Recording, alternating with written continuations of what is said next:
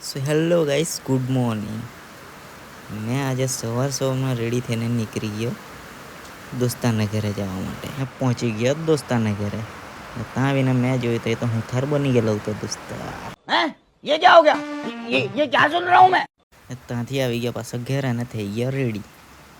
દોસ્તારે phone કરેલો હતો કે મોટી ગાડી લઈને ખેરગામ આવજે. પાછો રેડી થઈને આવી ગયા દોસ્તારના ઘરે. દોસ્તારને કીધું મોટી ગાડી કાઢ, આપણે જવાના ખેરગામ. એટલે દોસ્તારે કાઢી લીધી ગાડી. અમે નીકળી આવ્યા અને રસ્તામાં દેખાઈ ગઈ દુકાન ત્યાંની અચામની તેવી દોસ્તારની હતી. પહોંચી ગયા દોસ્તારની દુકાન પર. ત્યાં તો જોયું આ તો બધા મહેફિલ બેસી રહેલી હતી અને મેં બી જરાક કાચમાં જોઈ જ લાગ્યો ને જરાક મોટાઈ એવી મારી જ લીધી.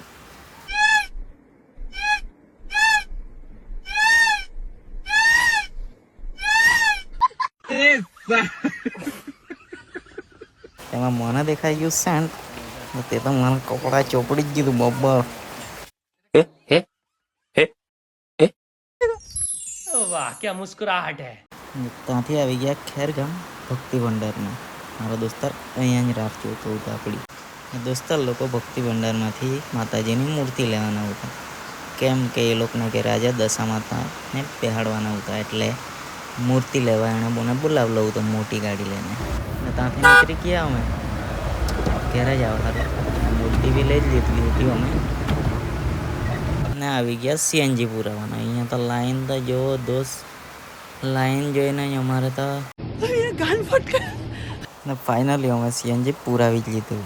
ત્યાંથી નીકળી ગયા દોસ્તારના ઘરે જવા માટે ને અમે આવી ગયા હવે દોસ્તારને ઘરે. અહીંયા આવીને અમે મૂર્તિ ઉતારી દીધી ને બીજું સામાન લેવા જવાનું હતું.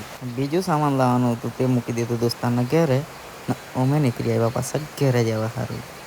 ને મળીએ આપણે બીજા વ્લોગમાં. આપણા વિડીયો જોવા માટે આપણી આઈડીને ફોલો કરતા જ જજો.